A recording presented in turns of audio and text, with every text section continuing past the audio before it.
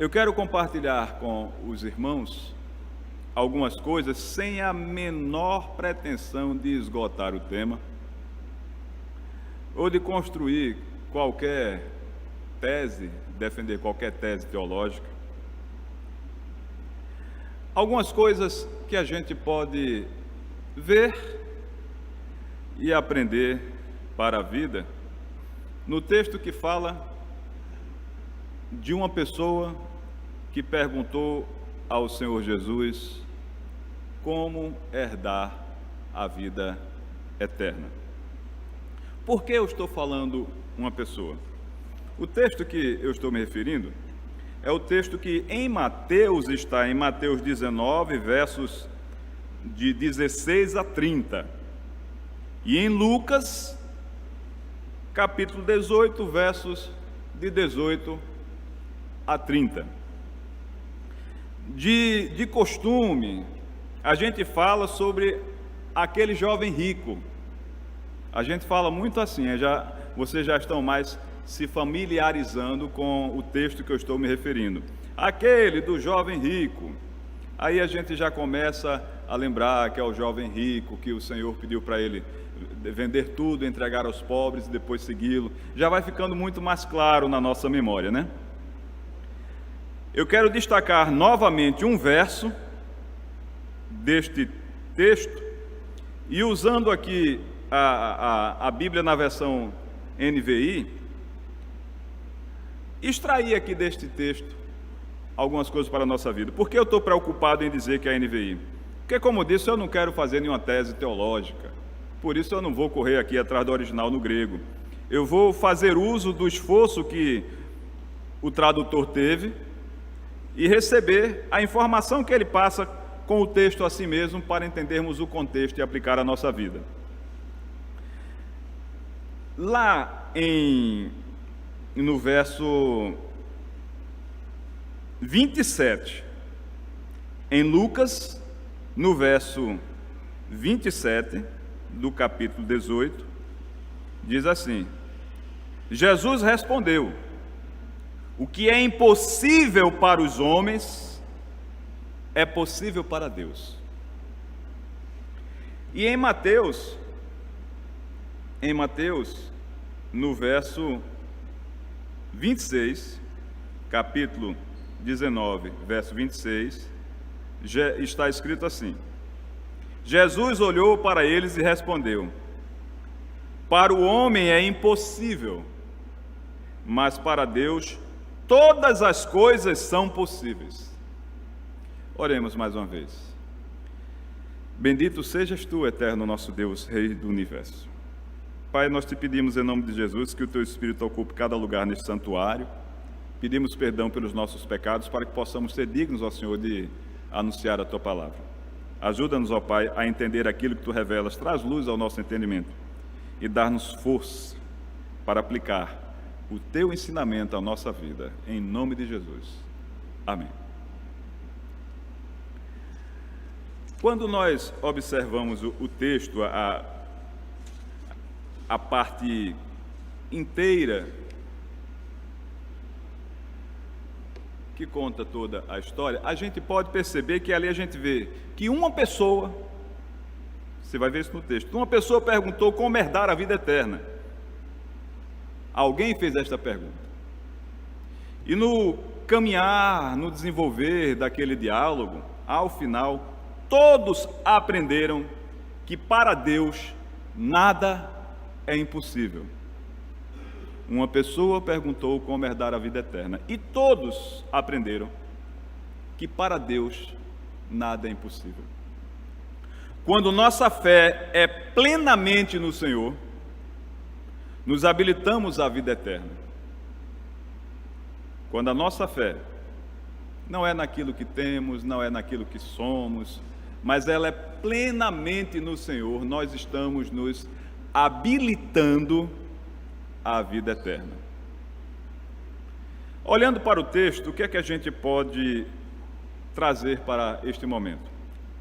Cada um vê a situação com base em si mesmo e de acordo com as próprias experiências ou lições de vida. Percebe? Eu sei do que sou capaz. Você sabe do que é capaz. Você tem consciência dos seus erros, eu tenho consciência dos meus erros, nós conhecemos as nossas virtudes. E aí é natural que, na maioria das vezes, cada um imagine que o outro é capaz de fazer aquilo que ele mesmo é capaz de fazer. Quando ele não é capaz, ele duvida e diz, isso não é possível. Mas quando ele é capaz, ele pensa que o outro é capaz, tanto para o bem quanto para o mal. Quando a pessoa vive praticando o mal, ela sabe que é possível o mal ser praticado e tende a entender que todos são capazes de fazer a mesma coisa. Quando a pessoa tem o hábito da prática do bem, ela sabe que o bem é possível e tende a acreditar que todos são capazes de fazer o bem.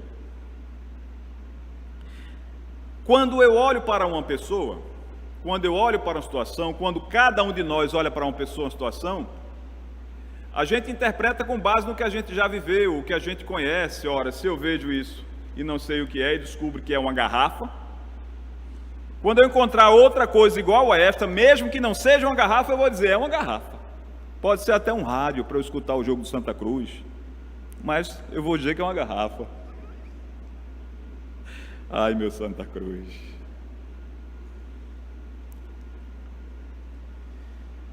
É assim, é porque o cérebro diz, olha, isso é novo, mas eu já conheço, aí vai e chama. Eu olhei esses dois textos porque eu quero destacar o seguinte, gente. Você vê um texto de Mateus e um texto de Lucas, duas pessoas diferentes, olhando a mesma coisa. Mateus era um judeu publicano, Lucas, um gentil médico, um estrangeiro médico. Aí você já vai ver que o vocabulário muda, a percepção. Mateus vai estar muito mais próximo da tradição, Lucas nem tanto. Se eu for resumir como Mateus fala sobre aquela pessoa, olha só, pegando aqui palavras-chave do que ele fala sobre a pessoa que se aproximou. Ele diz que era alguém jovem que aproximou-se e afastou-se triste porque tinha muitas riquezas. Alguém jovem aproximou-se, afastou-se, triste porque tinha muitas riquezas. Lucas vai dizer, homem importante, que ficou triste porque era muito rico. Se vocês observarem os textos das Bíblias de vocês, vocês verão assim. Lá, certo homem importante lhe perguntou, bom mestre, isso em Lucas, em Mateus. Eis que alguém se aproximou. Aí Mateus destaca que era um jovem. Por quê? Aí você olha para alguém, se você tem uma certa idade, aí você diz, aquele é um jovem. Se você tem a mesma idade dele, você vai dizer uma pessoa.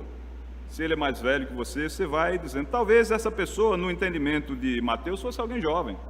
Lucas não destaca. Lucas só destacou que era alguém importante.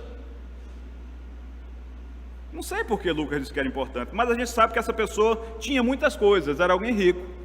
E há uma tendência a nós tratarmos com a importância aquele que é rico, dizer, uma pessoa importante na cidade, porque tem poder econômico. Aqui a gente vê que cada pessoa vê a situação com base na sua própria experiência. Nada do que Lucas ou Mateus está falando é pejorativo. É apenas como eles vão dizer quem é aquela pessoa.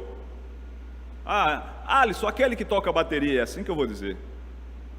Entende? Cada pessoa vê a situação com base nas suas próprias experiências, com base naquilo que ela conhece e domina. À medida que nós temos uma experiência mais próxima do Senhor, uma experiência de confiança no Senhor, uma experiência de desafios na vida confiando no Senhor, vai ser natural que qualquer situação da vida a gente viva sabendo que para Deus nada é impossível, sabendo que para Deus tudo é impossível. sabendo que para o homem muitas coisas são impossíveis, mas para Deus, em sua soberania, em sua onipotência, Ele faz tudo o que quer. É assim que a gente enxerga a vida, quando a gente experimenta e acredita no poder infinito do Senhor. Numa perspectiva livre, talvez poética, a gente pode dizer o seguinte sobre aquela pessoa, que agora eu vou chamar aquela pessoa jovem e importante. Vou juntar as avaliações. Uma pessoa buscando méritos para herdar a vida eterna, uma pessoa que possivelmente havia herdado o seu patrimônio e por isso desejava entender o que fazer para ter direito à vida eterna como herança. Por que isto? Olha, ele se aproximou querendo entender o que faço para herdar a vida eterna. Ele era rico. O texto não diz se ele trabalhava, o que é que ele fazia, mas diz que ele era importante e rico. Dentro da cultura, ele já havia aprendido que Deus faria herdar tal coisa, aquele que cumprisse os mandamentos, que fosse fiel à aliança, e muitas promessas de herança havia, baseado em quê? No cumprimento da lei, na disciplina, na obediência. Então aquele jovem já havia experimentado os benefícios na vida humana para o cumprimento, a partir do cumprimento de todas as instruções. Por isso ele vivia. Ele diz que desde a adolescência, quer dizer que aquele jovem, pela tradição, teve a oportunidade de, na idade certa, fazer a leitura pública e assumir o seu compromisso como amigo da lei. Mas ele descobriu então que aquilo não é do favor de Deus, mas uma oportunidade de entendimento dos propósitos dele a partir do que fazemos com elas, para avaliarmos como agimos em relação ao que Deus propõe para nossas vidas. Quem é muito rico não quer dizer que é tremendamente abençoado por Deus. E aquele que é muito pobre não quer dizer que é amaldiçoado por Deus. Ambas as coisas são oportunidades de entender o que Deus tem para a nossa vida e como nós podemos servir melhor a Ele, tanto com a pobreza que temos, quanto com a riqueza que está diante de nós. O que vai fazer diferença é o que a gente faz com estas coisas. Então, pensemos mais. Tudo o que temos deve facilitar a melhoria de vida dos pobres e necessitados. Estamos falando de justiça social, amor e bondade. Tudo o que temos. Aquilo que eu sei fazer, eu posso ensinar alguém a fazer um bolo para ganhar um dinheirinho vendendo bolo, ou para alegrar a família comendo um bolo. Eu posso ensinar alguém a trocar uma lâmpada, trocar uma tomada, tocar um instrumento, fazer uma faxina. Eu posso ensinar alguém alguma coisa? Vou passar para ele conhecimento. Posso ensinar a pessoa as Sagradas Escrituras? Eu posso contribuir financeiramente para estas pessoas? Cada um de nós pode fazer alguma coisa boa por si mesmo e pelo outro. Uma coisa muito interessante no texto sobre melhorar a vida do outro é o seguinte: olha o que dizem. Em Mateus ele diz no verso 21, respondeu Jesus: se quer ser perfeito, vá, venda os seus bens, agora veja, dê o dinheiro aos pobres. Em Lucas, no verso 22, ele vai dizer: falta ainda uma coisa, venda tudo o que você tem e dê o dinheiro aos pobres. Por que dar o dinheiro aos pobres? Por que dar o dinheiro aos necessitados? Pense comigo. Manuelzinho, se eu lhe desse um helicóptero para você ir para casa agora, você sabe pilotar?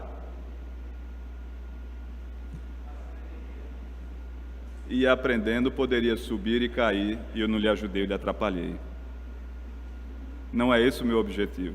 Agora, se eu disser: Manuelzinho, eu tenho um helicóptero, vendi, toma o dinheiro, tu saberia transformar isso em queijo, e esse queijo em mais dinheiro, e mais queijo, e mais dinheiro,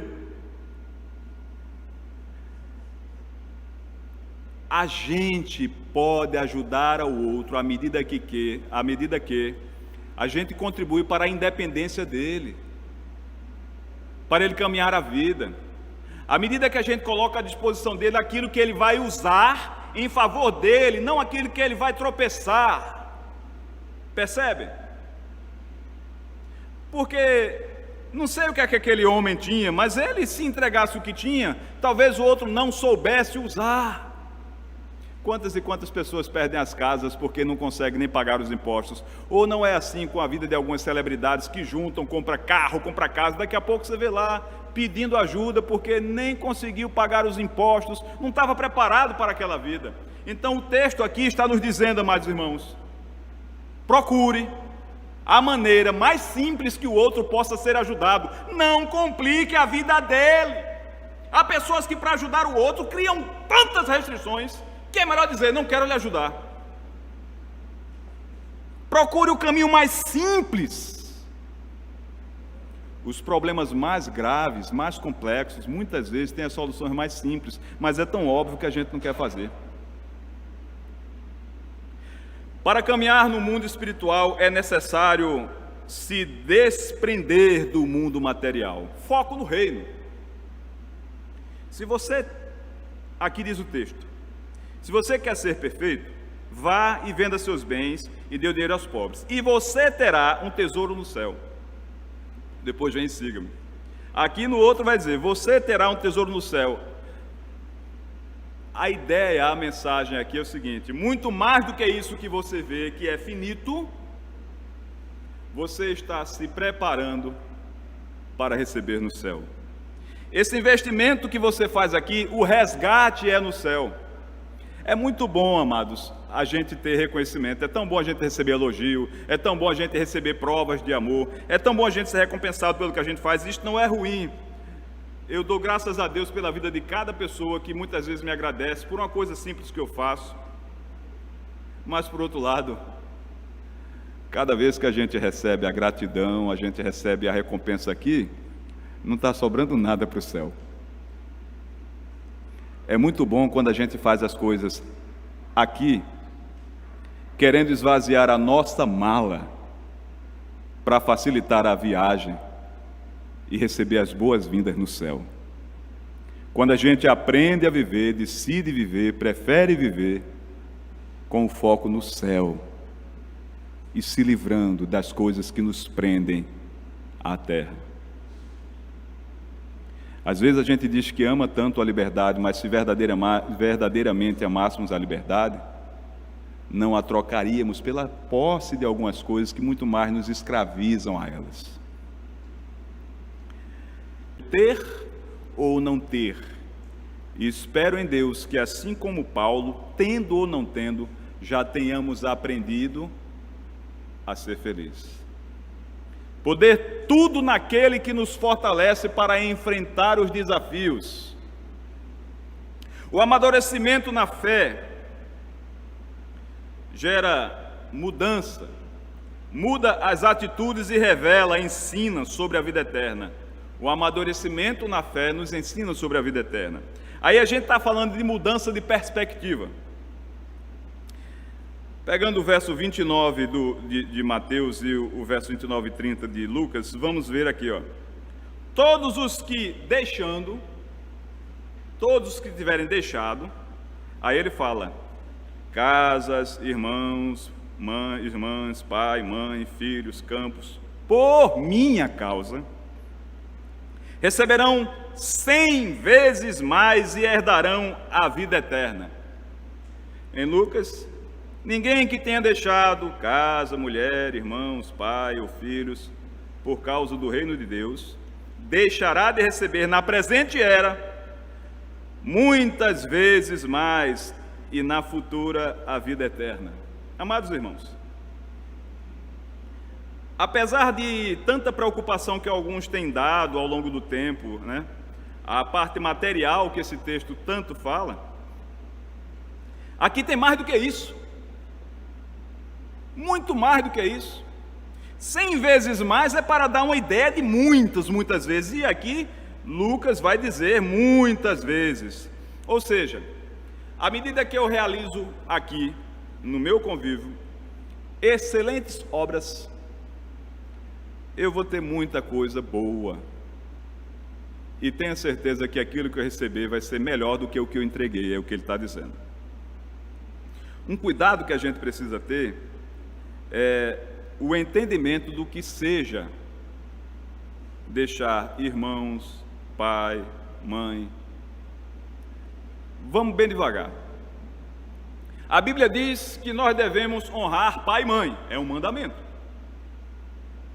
O filho que obedece o pai e a mãe cumpre a palavra do Senhor. Ele está honrando pai e mãe. O filho que faz o que o pai e a mãe ensina está honrando pai e mãe, os ensinamentos. O filho que faz como o professor ensina está honrando os professores. Mas se a minha mãe e meu pai mandar eu matar, mandar eu roubar, e eu fizer, eu não estou cumprindo o que Deus manda. A obediência aos pais é um mandamento. Desde que aquilo que os pais dizem não contraria as Escrituras. É a única hipótese que um filho pode desobedecer seu pai ou sua mãe. Quando o pai ou a mãe mandar o filho fazer aquilo que a palavra do Senhor condena. É a única hipótese. Por mais desafiador que seja, por mais difícil, nós temos que obedecer ao pai e à mãe, se não for contra as Escrituras Sagradas. Isto é uma coisa. Honrar pai e mãe é um mandamento de obediência. Mas em algumas situações, honrar pai e mãe é ser fiel à tradição e aos ensinamentos. Há pessoas que ficam dizendo aí, eu vou embora, deixar minha família, porque a palavra do Senhor manda assim. Não, não é isso. O Senhor Jesus está aqui planificando o amor, as instruções, e Ele está dizendo, aquilo que o fariseu está explicando, você precisa ver a outra perspectiva. Então, se você não se libertar da tradição, ou do ensinamento distorcido da tradição, você não consegue me seguir. Já pensou eu querendo curar uma pessoa doente e você, não, porque é sábado? Você está honrando a instrução que recebeu, a tradição, sem entender que a vida é maior do que qualquer preceito. Em seu coração você pensa que está honrando pai e mãe, mas você entendeu de maneira errada a instrução. Então, quando o Senhor Jesus fala todas estas coisas que precisamos e amamos, Ele não está dizendo despreze seu pai, sua mãe. Ele está dizendo, você tem que ver a mensagem pregada por uma outra perspectiva, longe da tradição, e entendendo aquilo que eu te ensino, a interpretação da lei a partir de sua essência, que é o amor. É sábado, aquele homem pede esmola, e não pode alguém carregar sua cama, pedir esmola no sábado, deixa para lá. É sábado, aquela pessoa precisa de ajuda, eu vou socorrer. Senhor Jesus, nos 80, havia uma música que falava que a jovem marcou um encontro com o rapaz e ela foi de moto. E ele foi de camelo. Manuel, tu lembra disso? Eu lembro de um acampamento na igreja que meu irmão foi tocar lá nos festivais de acampamento. Aí ele foi cantar essa música. Eu não entendi até hoje porque ele quis cantar uma música tão longa. Era para aproveitar o tempo de palco lá, mas uma música tão longa. Eduardo abriu os olhos, né? Era mais ou menos assim. Eduardo e Mônica. Mônica foi de moto. Mônica era, como diz um irmão, irada. E o Eduardo de camelo. A linguagem é dinâmica, né? Então, eu não sei quantos ainda usam a expressão camelo para falar da bicicleta. é a minha magrela, é o camelo, né? Então ela foi de moto, o Eduardo de camelo, ele foi de bicicleta. Hoje seria uma bike, né? Mas era o camelo. Camelo. O texto fala que Jesus disse que é assim: é mais fácil passar um camelo pelo fundo de uma agulha do que um rico entrar no reino de Deus.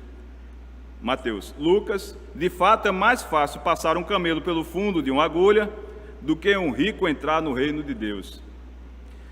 Jesus está querendo dar um exemplo do que é impossível, e é encantadora a didática de Jesus.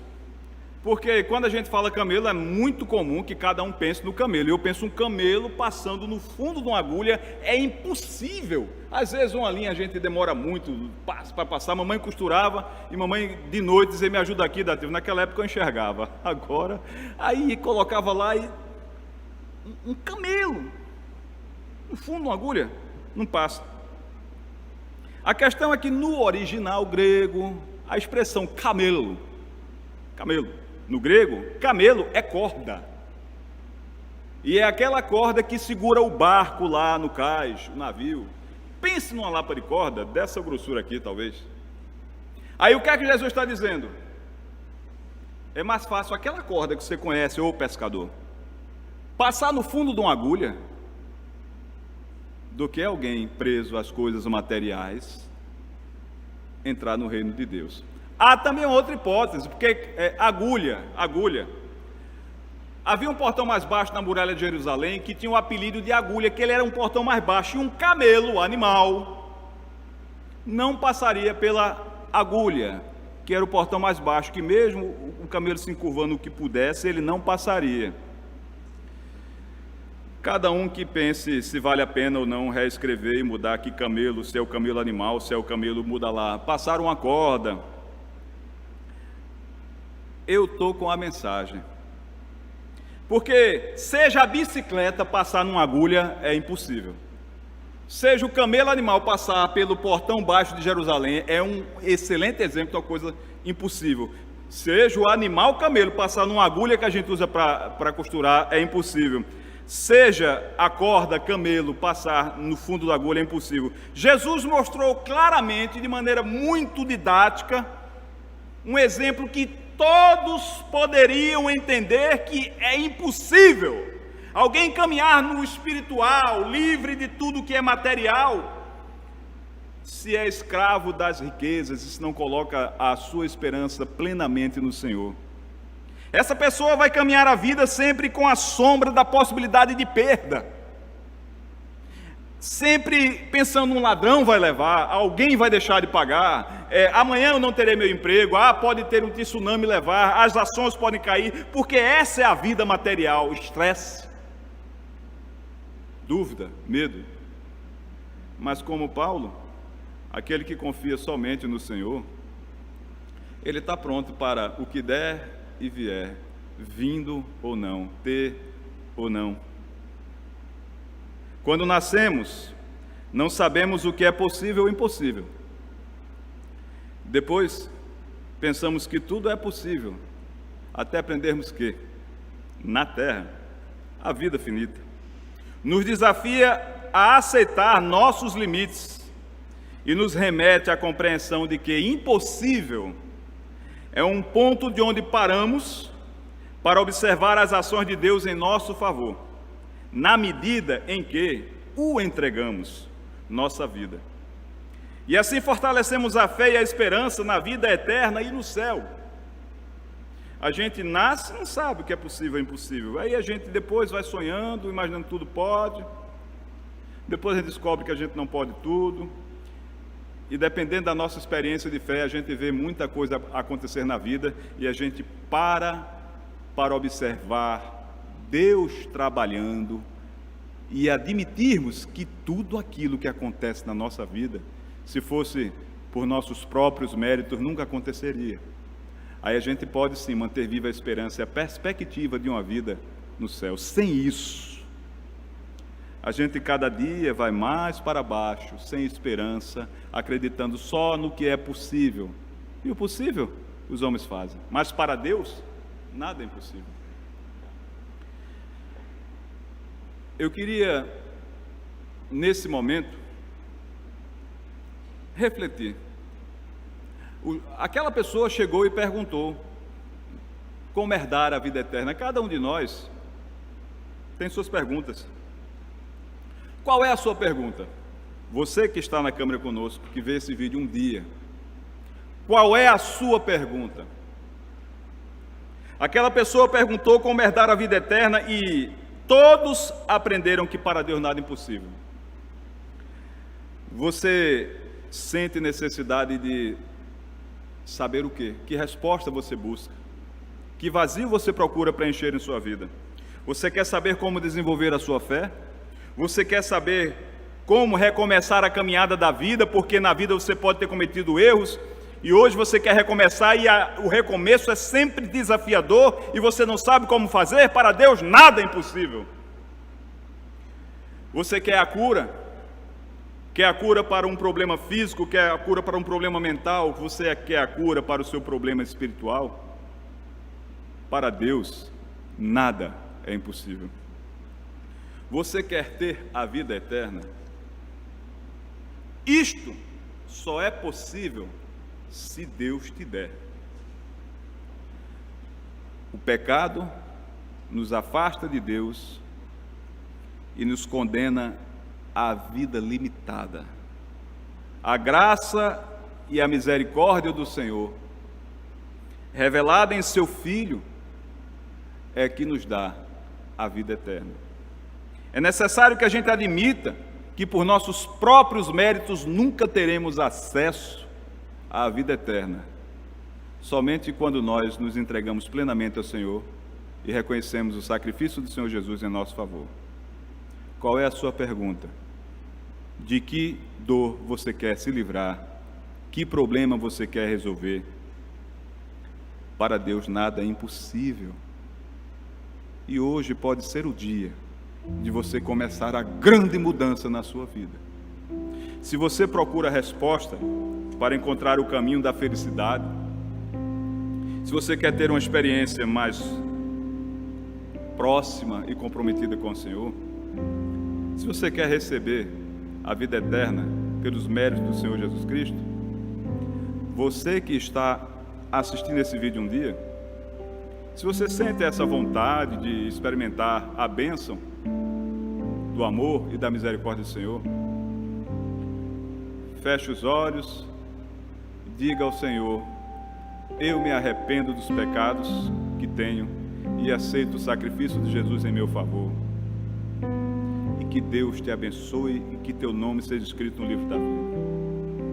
Se temos aqui alguém hoje que ainda não teve esse momento de confessar o Senhor como seu único e suficiente Salvador, e entende que a sua vida precisa de ajustes, porque você não pode tudo, você não tem tudo, e cada dia as lições serão mais duras, até você admitir que você precisa de coisas impossíveis na sua vida, e somente Deus realiza o impossível. Se temos aqui alguém hoje que deseja pensar no futuro, em sua vida protegida pelo Senhor, livrar-se do peso das culpas da vida até agora, que reconhece que Deus é tremendamente bondoso, por isso nós estamos aqui, e que deseja aproximar-se mais do Senhor, reconhecendo o Senhor Jesus como seu único e suficiente Salvador. Se temos alguém, basta fazer este sinal. A parte mais difícil, o impossível, já foi feito. Basta fazer este sinal e nós estaremos dando graças a Deus. Esta não é uma resposta a mim, esta é uma resposta ao Senhor. É Ele quem pergunta: o que você está fazendo do sacrifício do meu filho? O que você está fazendo em favor de sua felicidade? Até quando você vai caminhar sofrendo e com dúvidas, vendo que nada pode sozinho? Se temos alguém aqui, basta fazer este sinal. Louvado seja o Eterno. Eu agora vou orar com os irmãos e depois eu estarei à porta me despedindo daqueles que por algum impedimento não participarão da sessão. O pastor Davi, a lista dos visitantes está aqui. E o pastor Davi já virá para iniciar a assembleia de hoje. Senhor, nós te agradecemos por este momento, pelo teu amor, tua misericórdia, e pedimos que tu continues nos orientando com o teu Santo Espírito. E agora eu te peço, ó Deus bendito, que o teu amor, que a tua graça e as consolações do teu Santo Espírito estejam sobre nós e sobre nós permaneçam agora e para todo sempre. Amém.